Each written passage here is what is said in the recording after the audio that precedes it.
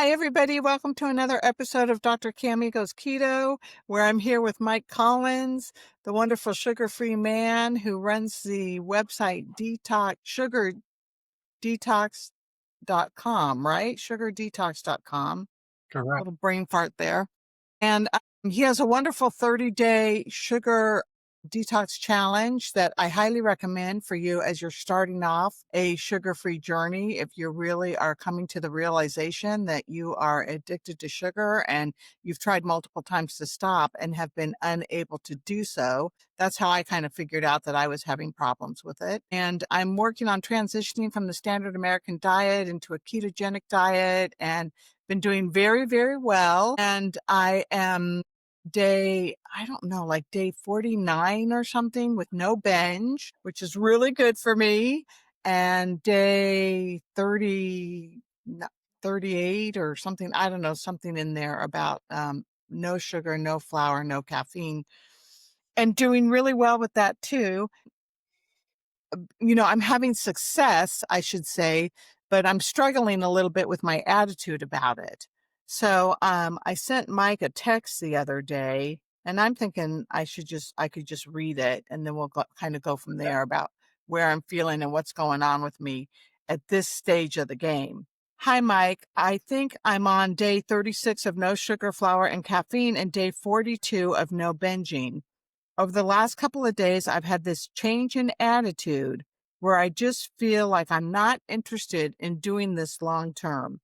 I feel like I'm not appreciating the benefits of it. It might have to do with when I weighed in on Saturday. I was hoping to lose 3 pounds and I only lost half a pound. My percent body fat went down and muscle went up and everything else was great. My measurements were down. But it was just the scale that got me. I don't know. Is this normal for this time of the detox? And so Mike was very nice and called me, within 10 minutes. He gave me a call and we had a nice conversation about where I am in this process. And I have to admit that I was feeling a little bit better like a week ago. I was feeling more like, yeah, I was appreciating the benefits of it. I was feeling the energy. I was feeling less chatter in my head about food. I was feeling less cravings big time. And I think a lot of that has to do with the GLP-1 that I'm on, which is the Zepbound, the tirzepatide. And I think that's helping me a lot. And the goal of that medication was to help me kind of jumpstart my weight loss, but also to help me not binge. And so now I'm at a dose, which is pretty high. I think it's like 11.5 or something milligrams. And I think it goes up to 15. And I'm hoping, like right now, I'm keeping it steady. I'm not raising it anymore because I think it's satisfying the purpose for what I'm on it for. So yeah, I just wanted to talk about, have us talk about where I am in the process of pulling off of this sugar. I've been on it for how long? Let's see, I'm 62, so I've been on it for 60 years or whatever. And so, I understand patience, but that's my biggest character defect is impatience. Join the club. Join the addicts club or the club. And probably a lot of people that aren't addicts are like, so it was a wonderful call. I think we had, I think there was a lot accomplished, a few things uncovered. And I think, the highlights of the call are you've been very honest for the people that have followed this series. And it is a series where Cammy has been so honest and so vulnerable and so transparent. And, she's basically doing anonymous sugar coaching live on YouTube. I mean, it's wild. And one of the main issues for her and everyone, it's classic in like an AA or something where the relapses between days 360 and 364 are unheard of. How many people relapse? They just can't see themselves getting to that year and, seeing a longer term, don't want, and they're thinking their brain is giving them the thought process of, I don't know if I want to do this long term. That's the rationalization. But in the parlance of addiction and stickiness to apps, it's intermittent rewards. Cammy has always had a time period between 30 and 45 days where she will get 30 or 45 days and then fall back. And something like a weigh in where you haven't lost any weight, but you've gained muscle is plenty enough to start that brain a reeling, start yourself thinking about like this is probably not a long-term scenario or whatever, just one of the things we talked about is this, what we don't have the diagnostic tools yet to understand is that the deep limbic brain that's striving really for a dopamine hit to feel a little better, to take the edge off of those thoughts, translating it into the thoughts that you actually had, which is, oh, I don't think I need to do this. I don't want to do this long term. I don't know the efficacy of doing this long, blah, blah, blah.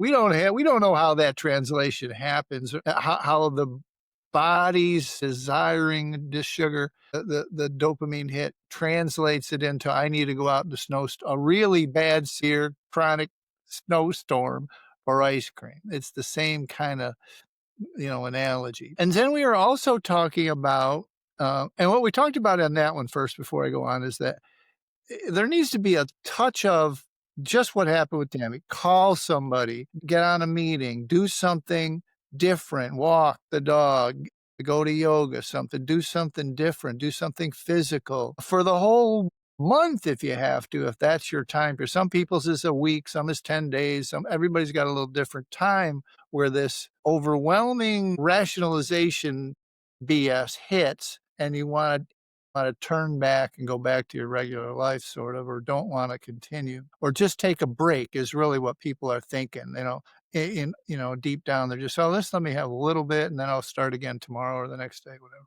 And so there is a little bit of active support. If you've gone through this 100 times or 20 times or 5 times and you know where that is, like 10 days or 40 days or whenever it is, that's when you double down on your support. You've already proved yourself you can do 5 days or 10 days or 30 days, but double down on your support right there, right?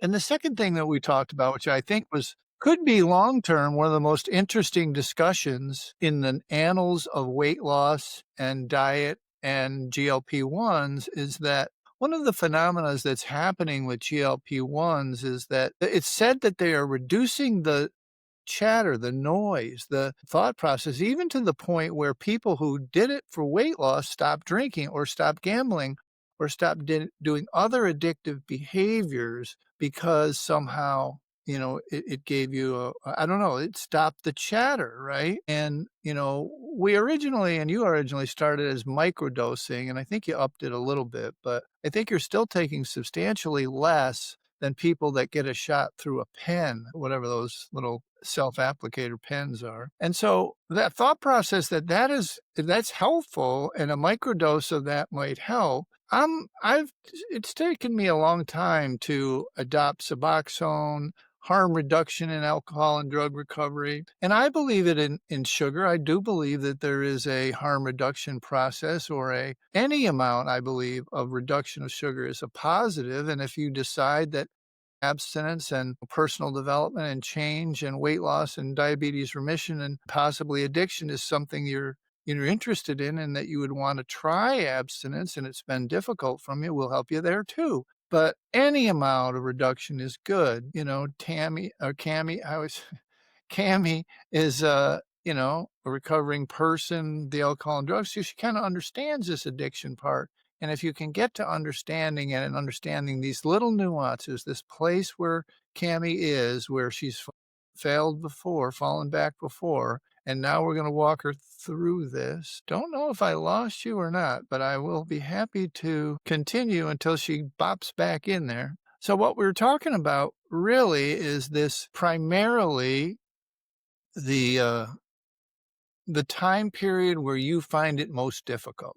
So if you find a time period where you find it most difficult, meaning if that time is 5 days or 10 days or 20 days or 40 days or whatever it is, it's time to double down with the things that have worked, which is support, meetings, if you community, little exercise, breath work, meditation, prayer, all of these things, journaling, all these things that have worked with you for you before. And we will continue without the good doctor. And that way she'll just be able to jump right back on and not have to edit this, but never happened before. She did say she was having trouble with her internet. So we'll just wait and see if she comes back. But I seem still to be on Riverside. So we'll just wait, which is the app platform that she uses. I'm not that great at diatribes as far as, well, I guess I'm at what's that word? Extemporaneous speaking, where we kind of continue because I was at the end and I was going to let Dr. Cammy speak. So anyway, stay tuned and maybe we'll just have to edit this. She's back.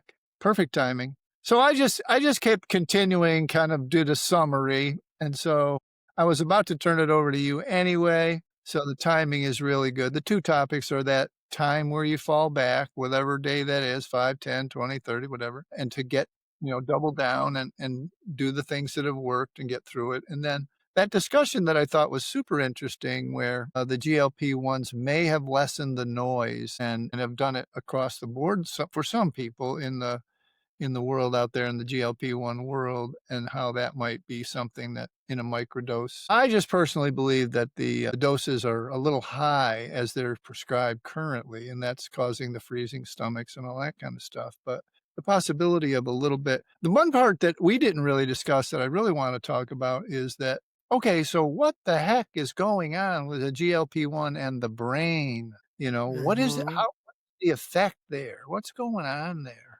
Because even though you had a shadow of a doubt a little bit, you had the wherewithal to call me, to text me, to not act. And so maybe that was part of it. You never know. Anyway, that's kind of where we left off. And I did a summary while you were gone. Okay, well, thank you so much. Sorry I had some IT problems there, and I'm on a hotspot now, so I think that we'll be okay on my phone. So I wanted to talk about intermittent rewards and how you talked, when we were having our conversation on the phone, you said, this is like the intermittent rewards. And I don't really understand what you mean when you say that term. Are you talking about how when like you've gone a while without having it and then you'll say, "Oh, I'll just have it, for now," and then get back on to not having it? Okay, so I thought you have heard the story. Maybe you only heard bits and pieces of it. So it's a perfect time to insert it for the audience. Well, here's the thing.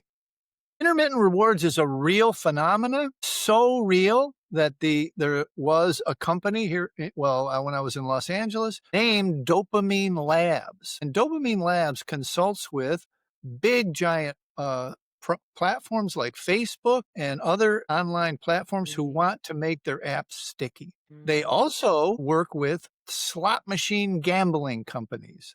You see the people literally tied by a wire with their card into a slot machine and they sit there for hours. You go by, you went to dinner, there they are, same person pulling the lever or pushing the button now. And the only job of Dopamine Labs, they had to change their name. It was so egregious. And they had to change the name. But the bottom line is what they've discovered, and this is a normal, not a normal, but a calculatable phenomena, is that intermittent rewards means that you never do it on a schedule.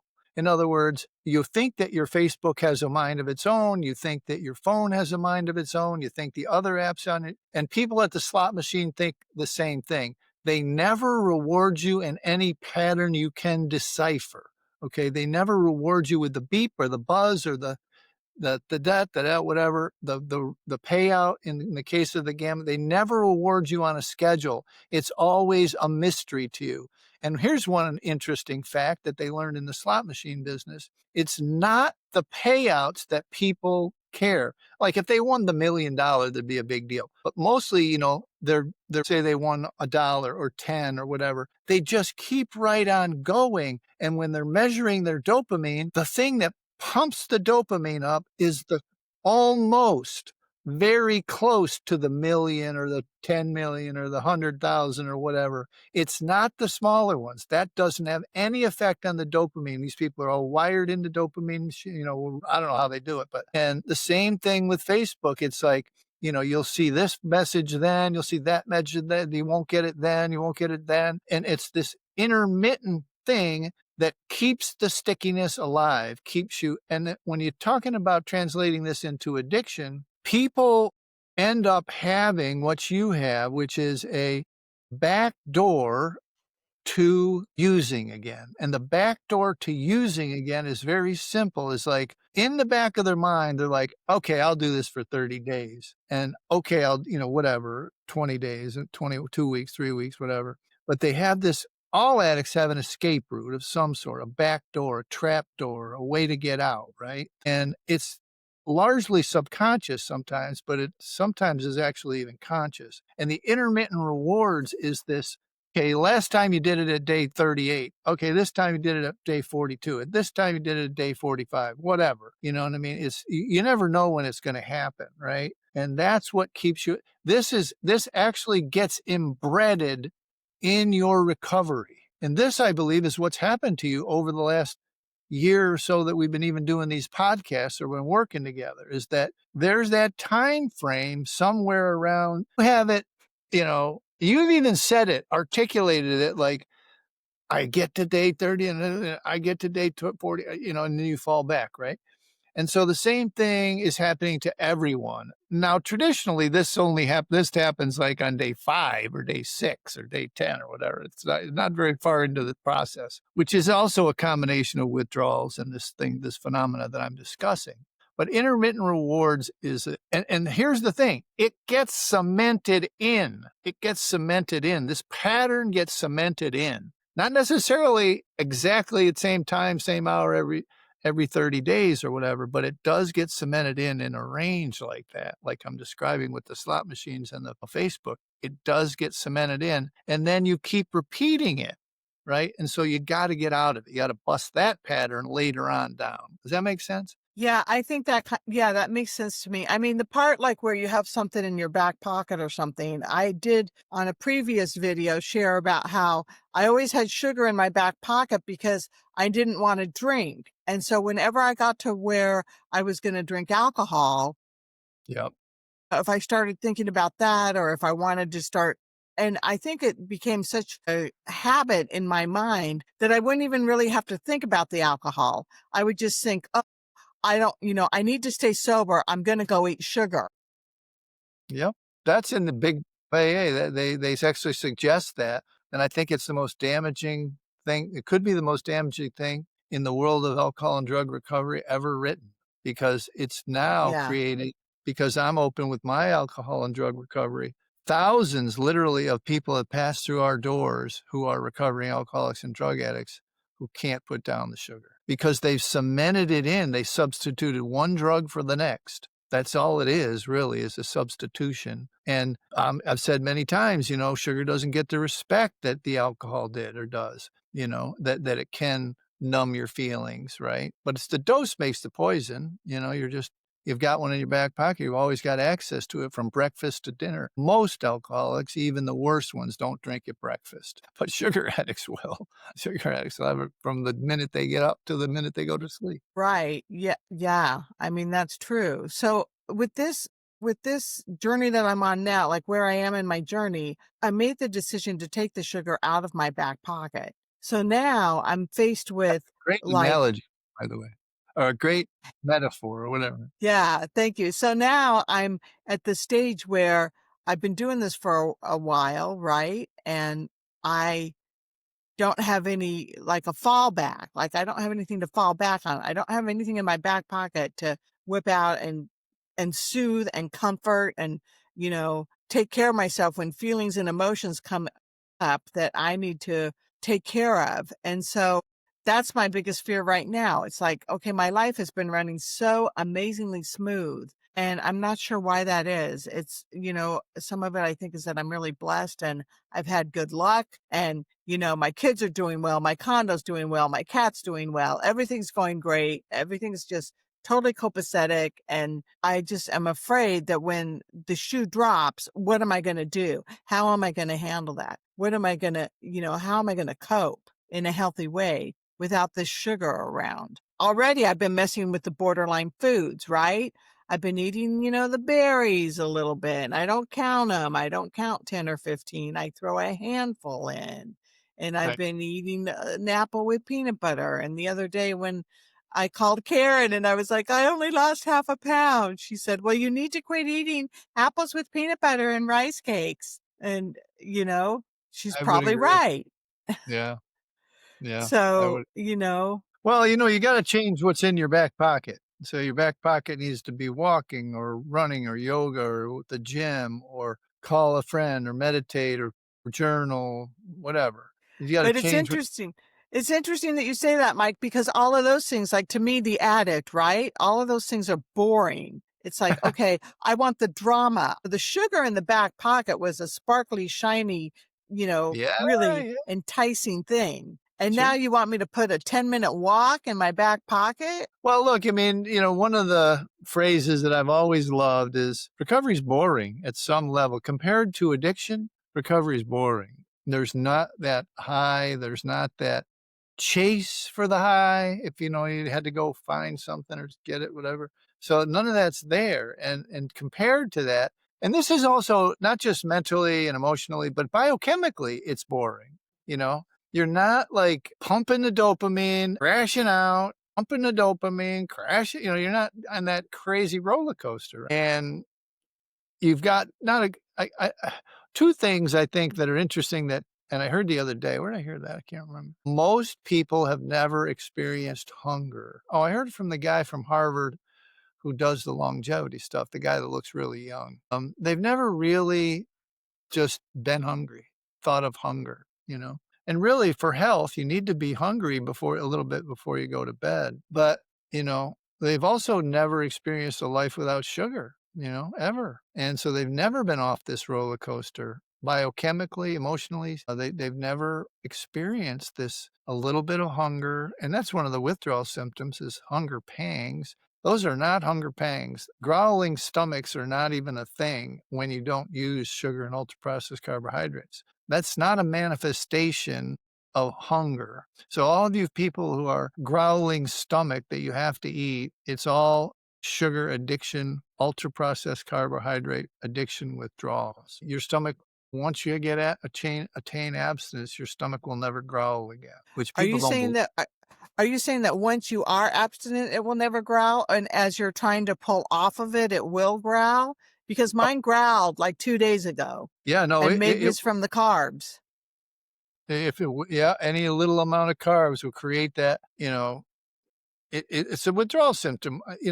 It's very difficult to describe individualized cravings. It's the thought that would be nice to taste on my tongue, the smooth of ice cream or the crunch of this or this, the soda on a hot day, that craving, how to describe it. But growling stomach is a definite physical malady that does not exist with abstinent people. It's not something that's real. It's a sugar addiction withdrawal symptom. And it can happen as late as 40 days because your body's pulling out the last reserves because it knows that you're contemplating never giving it to your body again. How it does that, again, we don't have the diagnostic tools for yet, but you'll yes, it's not a real thing. And people still don't believe me when I tell them that, but only the people that have been no sugar after a year, they're like, my stomach stopped growling. My stomach used to growl so loud you could hear it across the table. Wow. All right. Well, I still had this growling stomach a couple of days ago when I woke up. It was in the morning and I was kind of hungry because I had gone to bed hungry. So, well, Jenny, it'll how be, many carbs did you have the day before? I probably had carbs the day before. That'll do it. I think it was actually quite a few carbs because I think it was Sunday that it woke up growling. And Saturday was when I weighed in and I didn't binge or eat no sugar, flour, or caffeine, but Right. I didn't eat those things, but I did have like more carbs than I usually have. I think it's probably closer to 50 grams than 20 to 30. Create it. That'll Yeah. create it.